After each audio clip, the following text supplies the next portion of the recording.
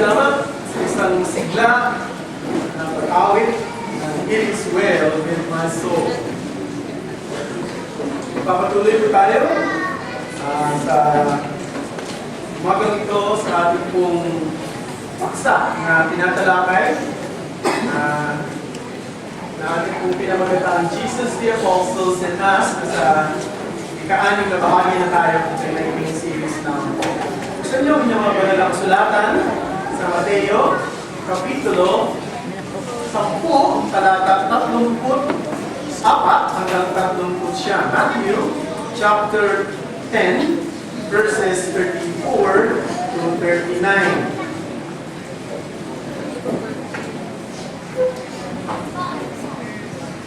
Basahin ko na po, kung inyong nakita sa inyong mga kanya-kanyang banalang sulatan ay mabasahin niyo sa Tagalog na salin. Huwag ninyong isipin pumarito ako upang magdala ng kapayapaan sa lupa. Hindi ako pumarito upang magdala ng kapayapaan, kundi ng tabak. Sapagkat pumarito ako upang paglabanin ang lalaki at ang kanyang ama, at ang anak na babae at ang kanyang ina, at ang manugang na babae at ang kanyang biyanang babae. At ang magiging kaaway ng tao ay ang sarili niyang kasambahay. Ang umiibig sa ama o sa ina na higit sa akin ay hindi karapat-dapat sa akin. Ang umiibig sa anak na lalaki o anak na babae na higit kaysa sa akin ay hindi karapat-dapat sa akin. At ang hindi nagpapasa ng kanyang krus at sumusunod sa akin ay hindi karapat-dapat sa akin. Ang nagsisikap magligtas ng kanyang buhay ay mawawalan nito. At ang mawalan ng kanyang buhay dahil sa akin ay makatatagpo dito. Ito po ang salita ng Panginoon. Nagpapatuloy pa rin po sa pagkakataon ito ang krisis doon sa Marawi. Pagkaman sabi ng Armed Forces of the Philippines ay malapit na daw sila sa finish line. Pagkatapos ng 3 buwang digmaan na nagpapatuloy pa rin gano'n, meron na po 129 soldiers, government troops ang namamatay. Malungkot yan, no? Pagkat daming mga mismong sundalo natin ang namatay. Pero, alam niyo ba, ang pinakamasakit sa mga namatayan natin mga sundalo ay ito. May mga namatay sa kanila na hindi dahil sila ay napatay ng kanilang kalaban, kundi napatay sila ng kapwa nila sundalo. Tinatawag na friendly fire. Sa hindi ako nagkakamali, mga 11 sa mga sundalo yun doon ay napatay mismo ng kanilang kapwa sundalo. Masakit yan, di ba? Palungkot yan kasi pinaasahan mo, kung ikaw ay sundalo, inaasahan mo na maaaring mamatay ka sa laban, makapatay sa iyo, ikalaban mo. Pero yung makapatay sa iyo, ikapwa mo sundalo, yan ay hindi lang pangit, kundi yan ay masakit. Ginagit ko yan kasi alam nyo, sa buhay Kristiyano, tiyak na mayroong pag-uusig. At ang pag-uusig ay darating sa iba't ibang paraan. Kung ikaw ay totoo, mananampalataya ni Jesus, at tumatayo sa Ebanghelyo, yumayakap sa prinsipyo ng Ebanghelyo, pinangangaral ito, ibinabahagi ito, at pinaglalaban ito, tiyak na mayroong pag-uusig na darating siya. May darating na mga paglaban, may mga magpapakita ng kanilang indifference, o yung iba pa nga, magpapakita ng kanilang kabagsikan o fierceness. Yung bang sinabi niya ng Panginoong sa Kristo dito sa Matthew chapter 10 na may mga asong lobo, asong buwag na handang lapain ang isang lupa. Darating yan, dumarating yan, nangyayari yan. Pero sa akin pala kayo, pinakamasakit na pag-uusig ay mismo magaling sa mga sa sarili mong pamilya. Sa sarili mong mga mahal sa buhay, mga katugo mo. Yan ang pinakamasakit na pag-uusig na pwede dumating. Ang Panginoon sa Kristo ay kanyang pinalalakas ng loob ng kanyang mga alagad, no? Na hahayo at pupunta sa mga bayan-bayan ng Israel para dalhin ang ebanghelyo ng kaharian sa kanila at kasama sa pagpapalakas niya sa damdamin ng mga alagad ay ihanda sila sa mga possible na rejection. May mga tao na tatanggap sa inyo at sila ay tatanggap ng kapayapaan. Pero may mga tao rin na tatanggi sa inyo. At doon magkakaroon ng ituwanan. Kaya na, dapat maintindihan natin ito lagi sa ating buhay Kristiyano. Kung ikaw ay tumatayo sa Ebanghelyo, kung ikaw ay mananampalataya ni Kristo, mayroon ako. At yan ang mensahe na nais kong dalhin mula sa mga talatang binasa na. The gospel of Christ brings destruction, yet offers life to those who embrace it. To those who embrace it. Kulang na naman. To those who embrace it. Medyo, pasensya na kayo. Kasi medyo napuyat kami dahil sa pag-aaral ng aso. Totoo lang. Kulang-kulang may mga salita. To those who embrace it. Now, I have 3 points this morning. First, hostility over relational tranquility. Number 2, priority over familial loyalty. And number 3, integrity over personal security. First, hostility over relational tranquility. Sabi sa talata 34, do not think that I came to bring peace but sword. So what a shocking statement. Ano ibig sabihin ng Panginoon na sabihin niya ito?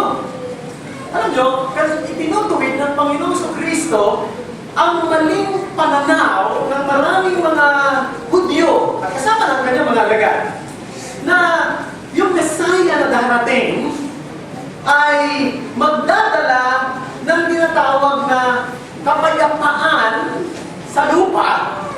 Isang kapayapaan na parang walang digmaan, walang away, walang galit, walang kagalitan. Alam nyo, yan ang isang interpretation nila. Yung Isaiah chapter 9 verses 6 and 7, binanggit doon na yung darating na Messiah, ang isa sa kanyang mga katangian ay Prince of Peace, prinsipe ng kapayapaan. At ang interpretation ng ilang mga Hebrew people sa salitang yun, kasama ng mga alagad, ay yung Messiah, magdadala siya ng kapayapaan. He will bring peace on earth. Particularly in the nation Israel, by delivering them from the bondage of Rome.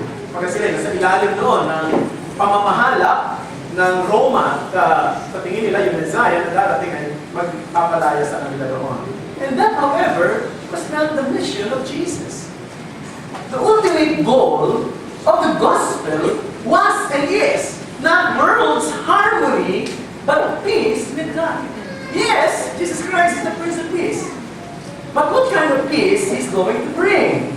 It's not harmony in the world, but peace with God. Romans chapter 5 verse 1, di ba?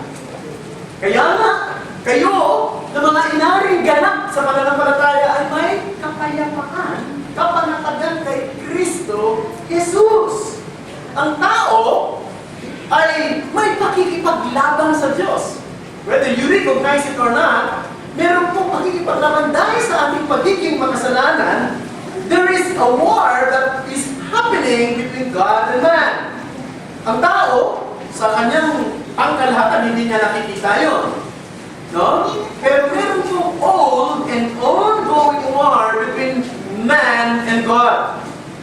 At malinaw ang banal ng kasulatan dyan. Tayo ay mga kaaway ng Diyos dahil tayo makasalanan at tayo ay hindi matuwid. Ang Diyos ay banal at siya ay matuwid. Hindi tayo tatanggapin ng Diyos.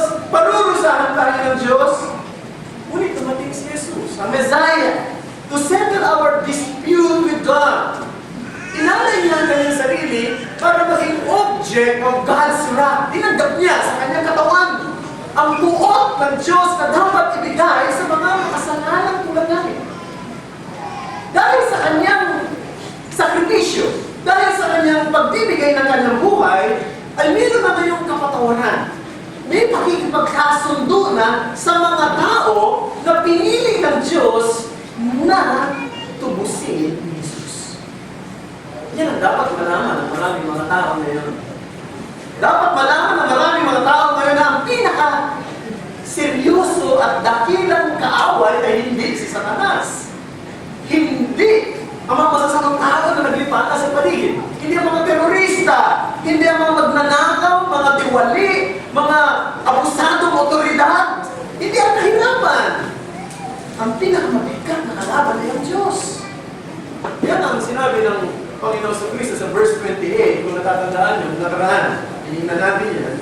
Verse 28, ang sabi doon, "And do not fear those who can kill the body, but cannot kill the soul. Rather, fear Him who can destroy both soul and body in hell." Yun ang kaya gawin ng Diyos. Pwede kang patayin ng tao. Pwede yung outer man mo ay patayin niya, mawala kang, masawi ka. Pero, hindi niya kaya gawin ng yung tao. Yun ang pwede gawin ng Diyos. He can destroy both body and soul in hell. Kaya napakahalaga na mayroong pakikipagkasundo sa Diyos. So ang tanong, meron ka na bang kapayapaan sa Diyos? Meron ka na bang pakikipagsundo sa Diyos? Nagkaroon ka na ba ng reconciliation sa Kanya? Masusukuhan mo lang yan kay Kristo, Jesus, wala nang iba.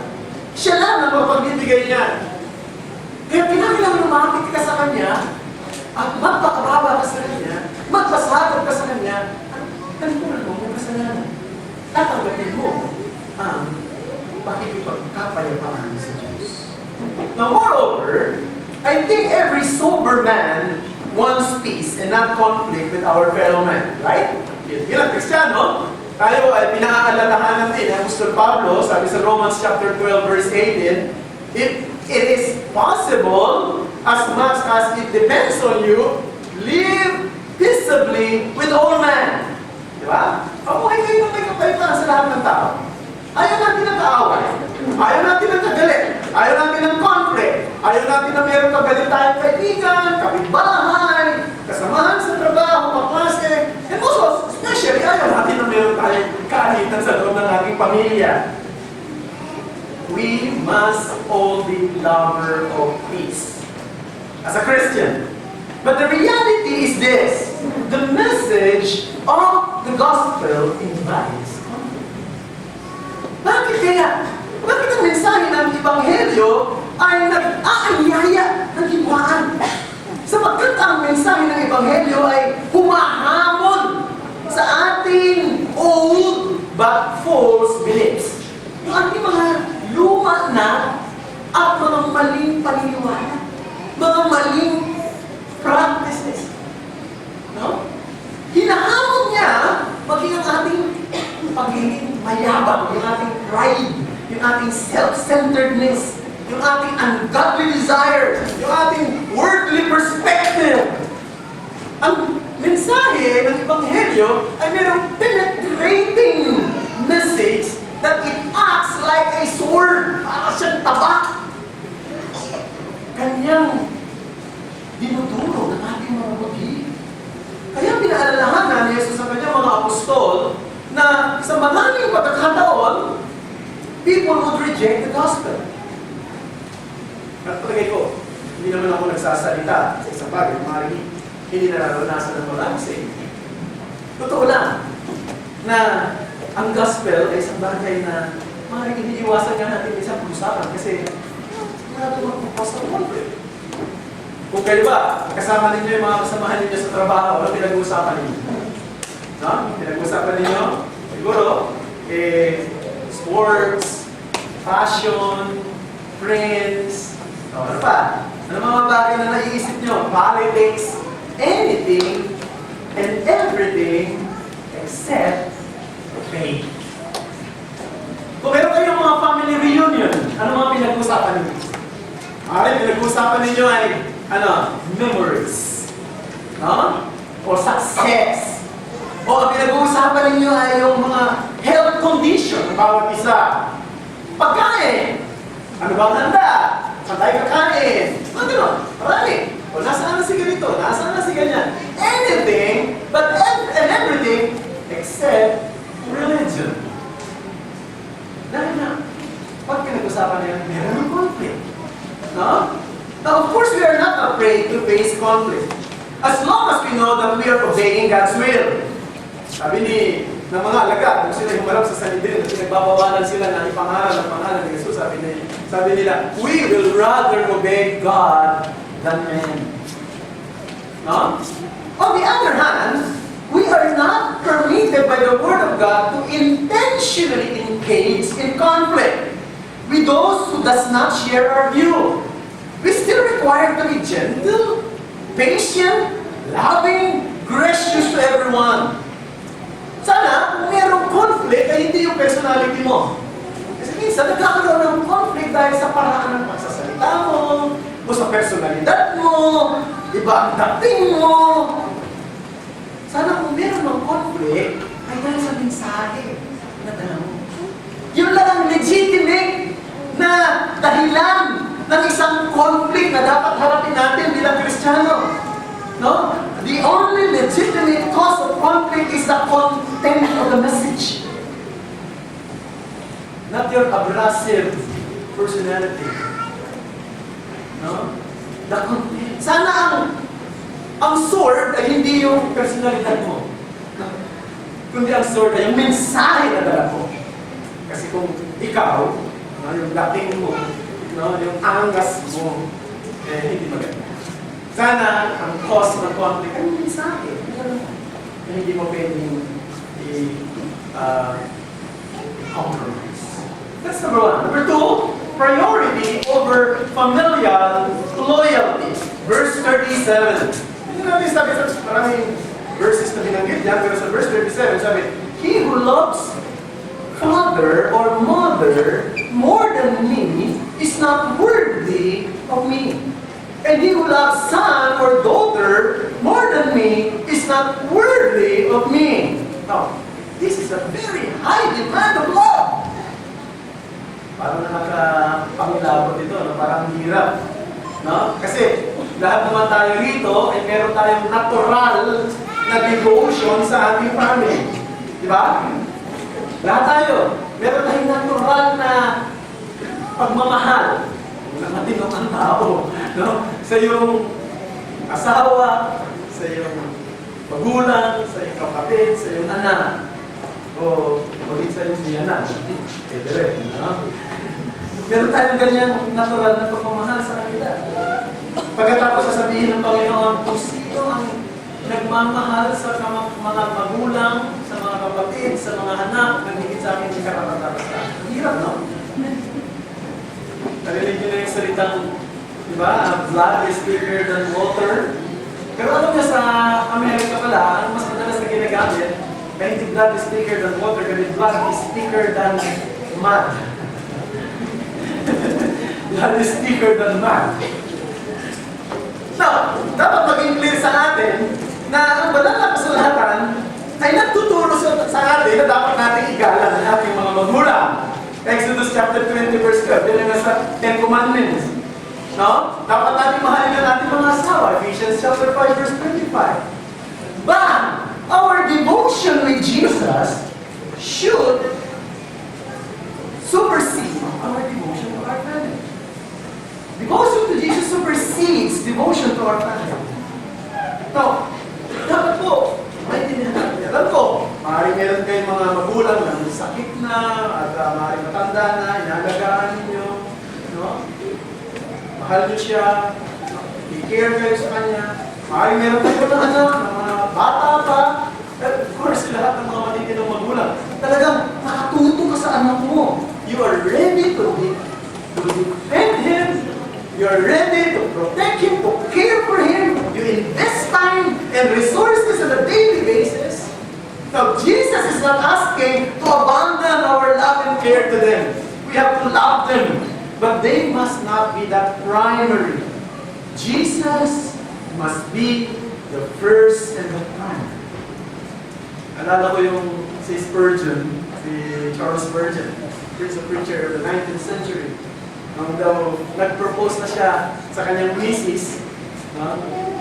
Sabi niya, yung mga pangasawa niya, sabi niya, now, let's get one straight. It will have to be the rule of our marriage that the command of my master comes first. You shall have the second place, Are you willing as my wife to take the second place? While I give the first place to Christ? Parang nag-preach pa rin, ano? Nagpo-propose na lang ng marriage, eh. Nangangaral pa eh. No? But of course, you know, Spurgeon is a great man of God. He loved his wife to death.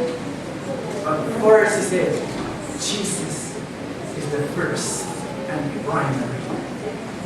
But let me clarify, brethren, na yung Christianity is not turning against the family, it's family turning against Christianity due to a deeply ingrained self-interest. Alam niyo po na ang ating mundo, lahat ng tao sa mundo dahil sa pagiging makasalanan, ay mayroong paghihimagsik sa Diyos. Even the best of our social institution, our families, even the best man you know, merong rebellion sa puso.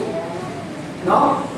At kung talagang titimbangin ang gusto, kung uugatin ang gusto, makikita mo na deep inside, doon sa kaibuturan ng kanyang puso, ano man ang kanyang ginagawa na hindi na magkaaya-aya sa paningin ng karamihan, merong motivation ng self-interest. No? Yan po ang totoo. Sa loob ng puso. We recognize na merong mga tao with great minds talaga, makatalino talaga, merong malalaking kontribusyon sa pag-unlad at pagsulong ng ating sibilisasyon. Pero sa kabila ng lahat, kapag ang isang tao ay hindi nakakilala sa Panginoon, wala sa puso niya na ginagawa niya ang isang bagay para sa kalwalatian o karangalan ng Diyos na lumikha sa Kanya. Now, to quote from Don Carson, a well-known preacher and theologian of our time, sabi niya, even when fairly high motives operate in this institution, referring to good institution in our world today, the reason for the motive is frequently not much more than mere utilitarianism. Utilitarianism, isang klase ng philosophy yan. Ang philosophy ng utilitarianism, sinusukat yung worth ng isang tao sa dami ng kanyang napasaya. Sabi ganyan. Sa dami ng kanyang kontribusyon sa ikasasaya ng nakararami. Yun ang worth niya. Sabi ng philosophy ng utilitarianism, the greatest happiness for the greatest number of people. Ano ibig sabihin? Kasi ginagawa niya yung isang bagay, nakasisiya sa lahat para magkaroon siya ng self-fulfillment. Hindi para sa glory ng Panginoon. Hindi para sa kalawalatian ng Panginoon. Para sa masaya siya sa kanyang sarili. Nung nakita niya masaya, pero hindi niya nasa isip ang Diyos. Kaya nga, malibang ang tao ay makilala na si Kristo personal, maintindihan niya ang Ebanghelyo ng kaharian o ang Ebanghelyo ng kaligtasan sa pamamagitan ng buhay at ng gawain ng Panginoong Kristo ng kanyang kamatayan at ang kanyang muling pagkabuhay. Ang tao na ito, gano'n man siya kabuti, gano'n man siya kabait, gano'n man siya kahusay na mamamayan sa isang lipunan ng kanyang kinagagalawan, sa mata ng kanyang mga kaibigan, ng mga tao sa kapaligiran, self-interest is still there. Ano? Yung self-interest nakatanim sa kaibuturan ng kanyang puso. Kaya nga, ako naging mananampalataya kasi sinusuko mo ng Jesus. Pati yung buong puso mo, sinusuko mo sa Kanya. Kasi ang pagsunod kay Jesus ay pagsunod sa Kanya ng buong buo. Yan po ang ibig sabihin niya. True Christians lay down everything in the hands of Christ.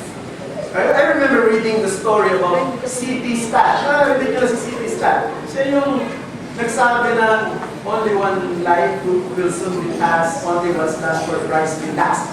Now si C.T. Studd ay naging missionary sa Africa, sa China, sa India. Matagang may consideration siya sa mga dakilang tao sa kasaysayan, si C.T. Studd. At noong siya'y malapit na mamatay, nakahiga na siya sa kanyang deathbed, pinatawag niya ang kanyang 3 anak na babae. At sinabi niya sa kanila, I wish I had something to give you, but I give it all to Jesus a long time ago. I wish I have something to give you, but I gave it all to Jesus along the way. My question to you is this: have you given your all to Jesus? Ibinigay na ba ninyo ang buo ninyo? Jesus. Kaya talaga sumagot yan. Sa inyong sarili. Kung tayo sa ikatlo, integrity over personal security. Integrity over personal security. Verses 38 to 39. Sabi rito, and he who does not take his cross and follow after me is not worthy of me. He who finds his life will lose it, and he who loses his life for my sake will find it. Anong ibig sabihin ng Panginoong Yesu Cristo dito? Now, may mga naririnig tayo, talaga yung narinig na rin mo na mga nagsasabi ganyan, alam nyo, ang talagang krus ko sa buhay, ang pasan-pasan kong krus, yung sakit ko. Yung pasan-pasan kong krus, yung asawa ko, na irresponsable. No? Yung asawa ko, na bungamira. Yung anak ko, na suwain. Yung biyanan ko, na pakialamera. Yan ang pasan kong krus. Narinig nyo yan. Alam niyo mga kapatid, hindi yan ang tinutukoy ni Jesus ng krus dito. No? Sa first century Christians, o sa first century people, yung salitang magpasa ng krus, ang ibig sabihin yan ay you walk toward execution. Ikaw ay naglalakad patungo sa iyong kapahamakan, patungo sa iyong kamatayan. Kapag ang isang tao nagpapasa ng krus, no, ibig sabihin, mamamatay siya. Kaya kapag sinabing magpasan ka ng iyong krus, ibig sabihin ay handa kang mamatay sa iyong pananampalataya. No? Yun ang ibig sabihin niya.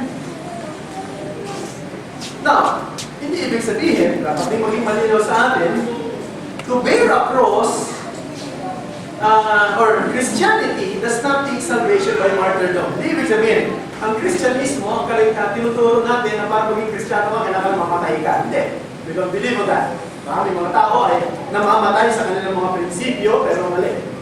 Hindi rin ibig sabihin, pag naging martyr ka, yun ang paraan para masabing ikaw ay Kristiyano.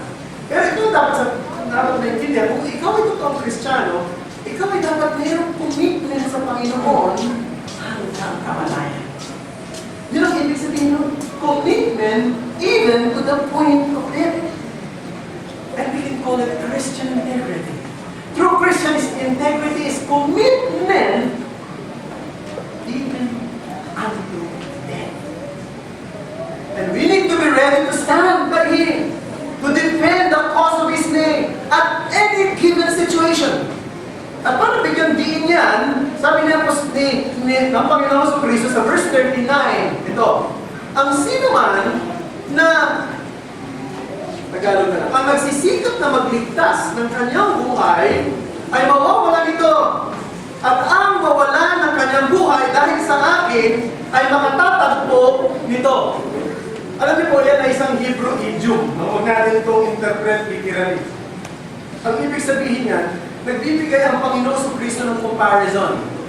Yung kung kanino mo gustong ibigay ang loyalty mo. Pag dito mo ibinigay ang loyalty mo, ito ang consequence. Kapag dito mo ibinigay ang loyalty mo, ito yung consequence. Ang sinasabi dito ng Panginoong Kristo ganito, kapag nasa isang sitwasyon ka na mayroong magkasalungat na interes, ano ang gagawin mo? Yung interes ng Panginoong Kristo at yung interes mo, anong gagawin mo? Kung halimbawa, ang pipiliin mong sundin na yung interes mo, dahil inaakala mo, kapag sinunod ko ito, magiging masaya ka, magkakaroon ka ng self-fulfillment, magkakaroon ka ng fullness of life, you will be disappointed. Sapagkat you will end up in destruction. Ikaw ay mamamahal. Yun ang sinasabi. Sa kabilang dako, kung ang interest naman ng Panginoon Kristo ang susundin mo, hindi nakakatakot. No? Kasi ibababa mo yung sarili, tatakuyan mo yung sarili mo. Pero ito, pagano niya. Ang sabi niya, tatanggapin mo ang isang bagay na higit sa inaasahan mo. A life that is truly abundant and glorious in Narinig na rin yun, itong kwentong ito, pero ulitin ko na lang din para for the sake of illustrating my point. Merong isang tao na na-caught siya sa isang cold, snowy season sa kanyang paglalakbay. Habang siya ay naglalakbay, inabutan siya ng taglamig at tagyelo. Kaya minabuti niyang maging mabilis ang kanyang pace, yung kanyang paghakbang, yung kanyang paglalakad para makarating siya sa kanyang destination at hindi siya mamatay sa journey niya sa Maynila. O habang siya ay naglalakad, nakita niya na mayroong isang lalaki na nakahandusay sa langit. Mukhang buhay pa, ngunit mahina. Naisip niya, kung tutulungan ko ang lalaki ito, baka mahuli ako. Baka mamatay ako sa tindi ng lamig. Baka hindi ako makarating sa aking destinasyon ng tama sa oras at ako at mamatay ako. Kaya siya nagpatuloy sa kanyang paglalakbay. Meron namang isang lalaki na ganun din ang sitwasyon at mamatali siya sapagkat inabot din siya ng taglamig. At sa kanyang paglalakbay, nadaanan niya yung lalaki yon. At nang makita niya ito'y nakahandusay at mukhang dying na rin. In contrary doon sa naunang naglakbay nakakita, pinasan niya yung lalaki. Pinasan niya, naging mabagal ang kanyang paglalakad. Pero yung init, nung katawan ng lalaki yun, dahil buhay pa siya, ay sumasalib sa kanya. Kaya kahit napakalamig, ay natatagalan niya ang lamig. Sa kanyang kurso ng kanyang paglalakbay, nadaanan niya yung naunang lalaki, nakahandusay, patay. Dahil sa tinatawag na hypothermia o namatay sa tindi. Yun mo yung gusto kong sabihin. Ang sino ang naghahanap ng kanyang buhay, no? Hindi makakasumpong ito. Kung ngunit kung sino mang handang mawala ang kanyang buhay, alang-alang sa akin, makasusumpong ito. Mga kapatid, ang hamon lang sa atin ng Panginoon sa Kristo ay simple lang. Sumunod tayo sa akin. Hanggang katapusan. Maraming salamat.